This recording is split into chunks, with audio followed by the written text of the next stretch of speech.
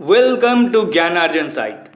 Hello friends, मैं हूं गौरव मिश्रा और ये है पेडागोजी सेक्शन। दोस्तों, वास्तव में हमने इस सेक्शन में जो कुछ भी चर्चा किया है, साथ ही इस वीडियो में जो बात करेंगे वो सभी टॉपिक्स बीएड पाठ्यक्रम के अनुसार कंटेम्प्रेरी इंडिया एंड एजुकेशन विषय के अंतर्गत आता है, जिसे हिंदी में समकालीन भारत और शिक्षा कहते हैं।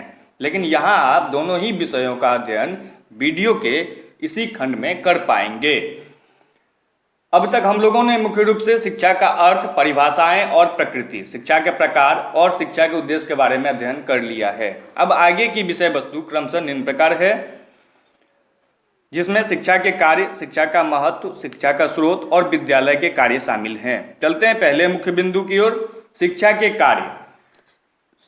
दोस्तों, हमने इस खंड के लास्ट वीडियो में शिक्षा के उद्देश्य के बारे में जाना था, तो स्वाभाविक है जहां उद्देश्य होगा वहां उसका कोई कार्य तो अवश्य होगा। शिक्षा के कार्य से तात्पर्य शिक्षा के दायित्व से है। शिक्षा का यह दायित्व मुख्य रूप से व्यक्ति, समाज, राष्ट्र और प्रकृति या वातावरण के प्रति होती है, जो क्रमशः निम्नलिखित है। व्यक्ति संबंधी कार्य और दायित्व के अंतर्गत आंतरिक शक्तियों का विकास करना, संपूर्ण व्यक्तित्व का निर्माण करना, भावी जीवन की तैयारी, नैतिक उत्थान करना, मानवीय गुणों का विकास करना तथा आवश्यकता की पूर्ति में सक्षम बनाने से है। समाज संबंधी कार्य दायित्व के अंतर्गत सामाजिक नियमों का ज्ञान, सामाजिक भावना का विकास, समाज के उन्नति में सहायक, प्राचीन साहित्य व इतिहास की जानकारी, कुरीतियों के आवरण में सहायक, धर्मों के विषय में उदार दृष्टिकोण अपनाने से है। अब चलते हैं राष्ट्र संबंधी कार्य दायित्व की तरफ।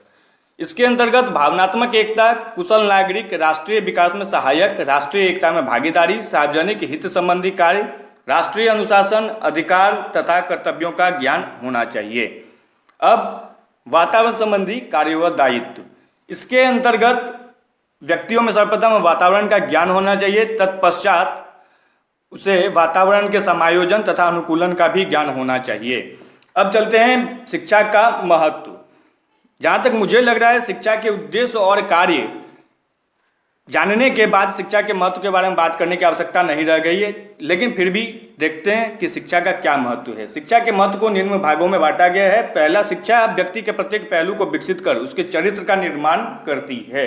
दूसरा, शिक्षा राष्ट्रीय जीवन में व्यक्ति के अंदर राष्ट्रीय एकता, भावनात्मक एकता, सामाजिक कुशलता व राष्ट्रीय अनुशासन भावना को विकसित करती है।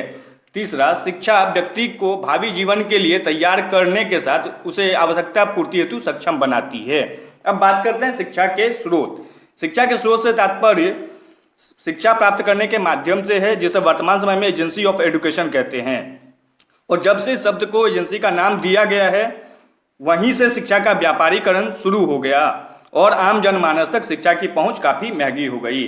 शिक्षा के स्रोत को मुख्य रूप से 4 भागों में बांटा गया है, जिसमें शैक्षणिक संस्थान, परिवार, समुदाय और मीडिया शामिल हैं। शैक्षणिक संस्थान फॉर्मल एजुकेशन के अंतर्गत आता है, वहीं परिवार और समुदाय इनफॉर्मल एजुकेशन के अंतर्गत आता है और मीडिया नॉन फॉर्मल एजुकेशन के अंतर्गत आता है। अब देखते हैं विद्यालय के कार्य। विद्यालय के कार्य से तात्पर्य सभी शैक्षणिक संस्थान के कार्य व दायित्व से है। इस कार्य का सीधा संबंध शिक्षक के कर्तव्य से है। विभिन्न शिक्षाविदों ने अपने अपने दृष्टिकोण से विद्यालय के कार्यों को अलग अलग भागों में बांटा है। ब्रूबेकर के अनुसार विद्यालय के मुख्यतः 3 कार्य हैं: संरक्षण, प्रगतिशील कार्य और निष्पक्ष रहना। वहीं थॉमसन ने विद्यालय के कार्यों को 5 भागों में बांटा है, जो क्रमशः निम्नलिखित हैं। पहला, मानसिक प्रशिक्षण। दूसरा, चारित्रिक प्रशिक्षण। तीसरा, सामुदायिक जीवन का प्रशिक्षण। चौथा, राष्ट्रीय गौरव और देश का प्रशिक्षण। पांचवा, स्वास्थ्य व स्वच्छता का प्रशिक्षण। तो इस प्रकार विद्यालय के कार्यों को मुख्य रूप से 2 भागों में बांटा गया है।